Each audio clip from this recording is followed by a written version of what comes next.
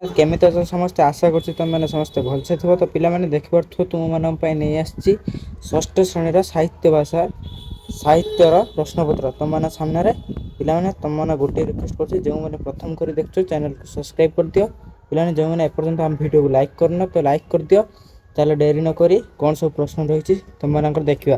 ଭିଡ଼ିଓଟି ତୁମ ସାଙ୍ଗସାଥିମାନଙ୍କୁ ସେୟାର କରିଦେବ, ଯାହାଦ୍ୱାରା ସେମାନଙ୍କର କିଛି ହେଲ୍ପ ହୋଇଯିବ। ଚାଲ ଏବେ କ୍ୱେଶ୍ଚନ୍ ସବୁ କରିବା ଆମେ। ତ ଏଇଠି ଦେଖିପାରୁଥିବ ସାହିତ୍ୟ ଭାଷାରେ ଆମର କ୍ୱେଶ୍ଚନ୍ ରହିଛି। ମୋଟ ପୃଷ୍ଠା ସଂଖ୍ୟା 4 ରହିଛି। ମୋଟ ପ୍ରଶ୍ନ ସଂଖ୍ୟା ରହିଛି 8।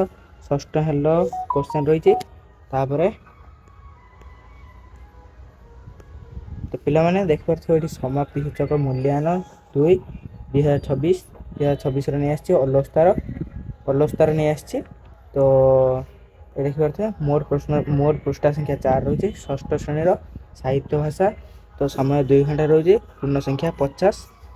ଆଉ ଏଇଠି ତୁମ ନାମ, ତୁମ ନିଜ ନାମ ଲେଖିବ, ଛାତ୍ରଛାତ୍ରୀଙ୍କ ନାମ ଏଇଠି ନିଜ ନାମ ଲେଖିବ, ତୁମର ବିଭାଗ ଲେଖିବ କ କି ଖ, ଏଇଠି ରୋଲ୍ ନମ୍ବର ଲେଖିବ, ନିଜ ରୋଲ୍ ନମ୍ବର, କାଲିକା ତାରିଖ ଏଇଠି ପକାଇବ, ନିରୀକ୍ଷକ ଏଇଠି ଲେଖିବ, ପରୀକ୍ଷକ ଏଇଠି ଲେଖିବ। ତ ଚାଲ ଏବେ କ୍ୱେଶ୍ଚନ୍ ଦେଖିବା ସବୁ କ'ଣ ଅଛି।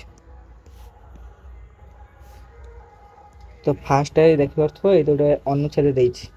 ଏଇ ତଳ ଅନୁଚ୍ଛେଦ ପଢ଼ି ନିମ୍ନ ପ୍ରଶ୍ନ ଗୁଡ଼ିକର ଉତ୍ତର ଲେଖ। ତ ଏଇଠି ଗୋଟେ ଅନୁଚ୍ଛେଦ ଦେଇଛି। ତ ଅନୁଚ୍ଛେଦକୁ ପଢ଼ିକି ଏଇଠି ସବୁ କ୍ୱେଶ୍ଚନ୍ ଦେଇଛି, ସେ କ୍ୱେଶ୍ଚନ୍ରେ ଆନ୍ସର୍ କରିବ। ମୁଁ ଖାଲି ଟିକିଏ ଦେଖାଇ ଦେଉଛି, ଦେଖ। ଦେଖୁଥିବ ଏବେ କ୍ୱେଶ୍ଚନ୍ଟା। ତ ଦେଖ କ୍ୱେଶ୍ଚନ୍ ଫାର୍ଷ୍ଟ କ'ଣ ଦେଇଛି। ଜନ୍ ବିମ୍ସ ଗଭର୍ଣ୍ଣମେଣ୍ଟକୁ କ'ଣ ସୁପାରିଶ କରିଥିଲେ? ତ ଏଇଟା ତୁମେ ହେଲା ଖୋଜିକି ଏଇଠି କରିବ। ତ ମୋତେ ଯେତିକି ସମୟ ମୁଁ ଆହୁରି ଭିଡ଼ିଓ ବନେଇବି। ତ ଏଇଟା ଦେଖିପାରୁଥିବ, ଏଇଟାକୁ ଦେଖିକି ତୁମେ କରିବ ହେଲା। ତାପରେ ଦେଲା ଓଡ଼ିଆ ଭାଷା ଆନ୍ଦୋଳନ ସମୟରେ ଓଡ଼ିଶାର କମିଶନର କିଏ ଥିଲେ? କମିଶନର ଟି ରେଭେନ୍ସା ହେଲା। ଠିକ୍ ଅଛି। ଚାଲ ନେକ୍ସଟ କ୍ୱେଶ୍ଚନ୍ ଦେଖିବା। ଏଇ ସରକାରଙ୍କ ଠାରୁ କି ନିର୍ଦ୍ଦେଶ ଆସିଥିଲା? ତ ହେଠୁ ତୁମେ ଖୋଜିକି କରିଦେବ ହେଲା। ତାପରେ ବିମ୍ସ ଓ କମିଶନର ରେଭେନ୍ସାଙ୍କ ଅନୁଗ୍ରହ ଚିରକାଳ ଉତ୍କଳବାସୀ ସ୍ମରଣ କରିବେ। ବାକ୍ୟର ଅର୍ଥ ନ ବଦଳାଇ ରେଖାଙ୍କିତ ପଦ ବଦଳରେ ଅନ୍ୟ ପଦ ଲେଖ। ତ ଏଇଟା ତୁମେ ନିଜେ କରିବ ହେଲା। ଓଡ଼ିଆ ଭାଷା ପୂର୍ବରୁ ଉତ୍କଳରେ କେଉଁ ଭାଷା ପ୍ରଚଳିତ ହୋଇଥିଲା? ଏଇଟା ବଙ୍ଗଳା ଭାଷା ହେଲା। ଠିକ୍ ଅଛି।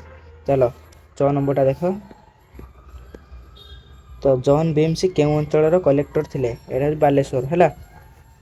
ତ ଚାଲ 2 ନମ୍ବର ଏବେ କରିବା। ତ ଯିଏ ଚ୍ୟାନେଲକୁ ସବସ୍କ୍ରାଇବ୍ କରିନ ଜଲ୍ଦି ଜଲ୍ଦି କରିଦିଅ। ଆଉ ଲାଇକ୍ ବି ଯିଏ କରିନ ଲାଇକ୍ ଜଲ୍ଦି ଜଲ୍ଦି କରିଦିଅ ହେଲା।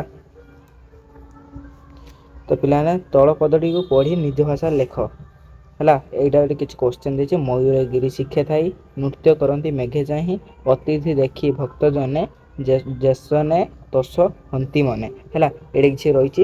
ତ ଏଇଠି ତୁମେ ଉତ୍ତର ଲେଖିବ ହେଲା। ଏଇଠି ତୁମକୁ ଜାଗା ଦେଇଥିବ, ଉତ୍ତର ଲେଖିବ ତୁମେ ହେଲା। ତାପରେ ଦେଖିବା ଦେଇଛି ଗୋଟିଏ ଶବ୍ଦରେ ଉତ୍ତର ଲେଖ ହେଲା। କ ନମ୍ବର ଦେଇଛି କ'ଣ? ଗ୍ରୀଷ୍ମ ଋତୁ ପରେ ତୁମେ ଅନୁଭବ କରୁଥିବା ଋତୁର ନାମ କ'ଣ?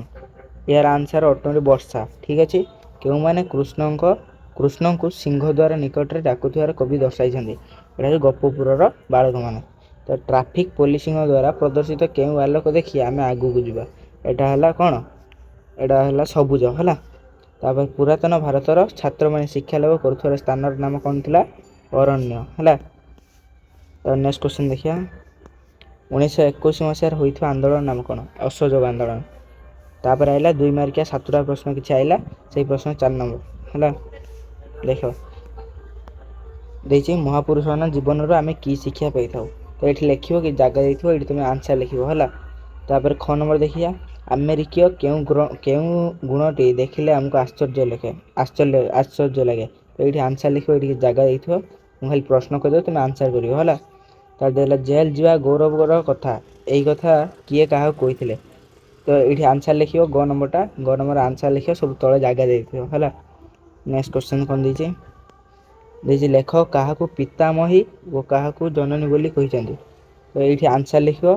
ଘ ନମ୍ବର ଆନ୍ସର୍ ଏଇଠି ତଳେ ଜାଗା ଥିବ, ଏଇଠି ଆନ୍ସର୍ ଲେଖିଦେବ ହେଲା। ତାପରେ ଦେଲା ଶ୍ରୀକୃଷ୍ଣ ନିଦରୁ ଉଠିଲେ ମା ଯଶୋଦା କ'ଣ କରିବେ ବୋଲି ଭାବୁଛନ୍ତି? ତ ଏଇଠି ଆନ୍ସର୍ ଲେଖିଦେବ ହେଲା। ତ ନେକ୍ସଟ କ୍ୱେଶ୍ଚନ୍ ମୁଁ ଖାଲି କ୍ୱେଶ୍ଚନ୍ କହିଦେଉଛି, ତୁମେ ଆନ୍ସର୍ ତୁମେ ନିଜେ କରିବ ହେଲା। ମେଘମାଳ କିପରି ଜଳ ବର୍ଷା କରନ୍ତି? ତ 6 ନମ୍ବର ଏମିତି କିଛି କ୍ୱେଶ୍ଚନ୍ ଅଛି, ଏଇଠି ଆନ୍ସର୍ କରିବ। ନେକ୍ସଟ କ୍ୱେଶ୍ଚନ୍ ଦେଲା ପ୍ରଭାତ ଅବକାଶ କବିତାରେ କୃଷ୍ଣଙ୍କୁ ସମ୍ବୋଧନ କରାଯାଇଥିବା ନାମ ଗୁଡ଼ିକ ଲେଖ। ଏଇଠି ଆନ୍ସର୍ ଲେଖିବ 9 ନମ୍ବର ହେଲା। Next question. ତ 5 ନମ୍ବର ସରଳ ଭାଷାରେ ବୁଝାଇ ଲେଖ। ତାପରେ ହେଲା ଏଟା ରହିଲା କେତେ ମାର୍କିଆ, ଏଟା ରହିଲା ଏଟା 4 ମାର୍କିଆ ରହିଲା ହେଲା। 4 ମାର୍କିଆ ରହିଲା ସୁବିଧା ଓ ପାରିପାର୍ଶ୍ୱିକ ଅବସ୍ଥା ହିଁ ମନୁଷ୍ୟକୁ ଉଚ୍ଚ କିମ୍ବା ନିଚ କରିଥାଏ। ଏଇଠି 4 ମାର୍କିଆ କ୍ୱେଶ୍ଚନ୍ ରହିଲା, ଏଇଠି କିଛି ଜାଗା ଦେଇଥିବ, ତୁମେ ଏଇଠି ଆନ୍ସର୍ ଲେଖିବ ହେଲା। ଠିକ୍ ଅଛି, ଚାଲ ନେକ୍ସଟ କ୍ୱେଶ୍ଚନ୍। ତ 6 ନମ୍ବର କ'ଣ ଦେଲା, 6 ନମ୍ବର ଦେଲା ନିର୍ଦ୍ଦେଶ ଅନୁସାରେ ଉତ୍ତର ଲେଖ, ଶୂନ୍ୟ ସ୍ଥାନ ପୂରଣ କର। ଉଚ୍ଚ ମନା ଉଚ୍ଚ ଅମୃତ, ଅମୃତ ଲୋଭଇ ନିଚ ମନା ଲୋଭେ ବିଷ। ଠିକ୍ ଅଛି। ତାପରେ 6 ନମ୍ବର ଦେଖିବା, 2ଟି ଲେଖେ ପ୍ରତିଶବ୍ଦ ଲେଖ। ନିରର କ'ଣ, ନିରର ହେଉଛି ପାଣି ଓ ଜଳ, ଆଉ ସୂର୍ଯ୍ୟର ହେଉଛି ତପନ ଓ ରବି। ତାପରେ ଲିଙ୍ଗ ପରିବର୍ତ୍ତନ କର। ତ ମୂଲ୍ୟାର ହେଉଛି ମୂଲ୍ୟାଣୀ, ପିତାମହୀର ମାତାମହୀ। ନେକ୍ସଟ କ୍ୱେଶ୍ଚନ୍, ତଳ ଶବ୍ଦ ଗୁଡ଼ିକ ସଜାଡ଼ି ଏକ ଅର୍ଥପୂର୍ଣ୍ଣ ବାକ୍ୟ ଲେଖ। ଦେଇଛି ପ୍ରକୃତି ନିର୍ଜୀବ ସେମାନଙ୍କ ଏବଂ ଜଡ଼ ନୁହେଁ ନିକଟରେ। ତ ୟାର ଆନ୍ସର୍ କ'ଣ ହେବ ନା ପ୍ରକୃତି ସେମାନଙ୍କ ନିକଟରେ ନିର୍ଜୀବ ଓ ଜଡ଼ ନୁହେଁ। ଠିକ୍ ଅଛି, ଏମିତି କିଛି କ୍ୱେଶ୍ଚନ୍ ଅଛି। ତାପରେ ଦେଖିବା ଆଉ କ୍ୱେଶ୍ଚନ୍ ଦେଇଛି ବାକ୍ୟ ଗଠନ କର। ବାକ୍ୟ ଗଠନ କର ଦେଇଛି ଅଧ୍ୟବସାୟ। ଅଧ୍ୟବସାୟ କ'ଣ, ଅଧ୍ୟବସାୟ ଲେଖିବ କଠିନ ଅଧ୍ୟବସାୟ ଫଳ ବ୍ୟର୍ଥ ହୁଏ ନାହିଁ। ଠିକ୍ ଅଛି। ନେକ୍ସଟ କ୍ୱେଶ୍ଚନ୍ ଦେଖିବା, ଦେଇଛି କ'ଣ ଗଛପତ୍ର ପରି 2ଟି ଯୁଗ୍ମ ଶବ୍ଦ ଲେଖ। ଗଛପତ୍ର ଯେମିତି ଟଙ୍କା ପଇସା, ନଈ ନାଳ, ତ ଲୁଗାପଟା, ଏମିତି କିଛି ଲେଖିପାରିବ ହେଲା। ତ ଯେକୌଣସି ଗୋଟିଏ 7 ନମ୍ବର ଦେଖିବା, ଯେକୌଣସି ଗୋଟିଏ ବିଷୟରେ ରଚନା ଲେଖ 70ରୁ 80 ଶବ୍ଦ ମଧ୍ୟରେ। ଏଇଟା 5 ମାର୍କିଆ କିଛି ରହିଛି ହେଲା। ଦେଇଛି ଗ୍ରୀଷ୍ମ ଦିନ କିମ୍ବା ତୁମ ବିଦ୍ୟାଳୟ କିମ୍ବା ମା ପାଇଁ ଗଛଟିଏ, ଏମିତି କିଛି ରଚନା ଗୋଟେ ଦେଇଛି। ତ ଏଇଠି ରଚନା ଲେଖିବ ହେଲା, ଏଇଠି ଜାଗା ଦେଇଥିବ, ତୁମେ ଏଇଠି ରଚନା ଲେଖିବ। ତ ଆମର କ୍ୱେଶ୍ଚନ୍ ଏତିକି ଥିଲା। ମୁଁ ଭିଡ଼ିଓଟିକୁ ଏଇଠି ରଖୁଛି ହେଲା। ଜୟ ଜଗନ୍ନାଥ ପିଲାମାନେ। ଆଉ ଯେଉଁମାନେ ସବସ୍କ୍ରାଇବ୍ କରିନ ପିଲାମାନେ ଜଲ୍ଦି ଜଲ୍ଦି ସବସ୍କ୍ରାଇବ୍ କରିଦିଅ ହେଲା, ଆଉ ଲାଇକ୍ ବି କରିଦେବ।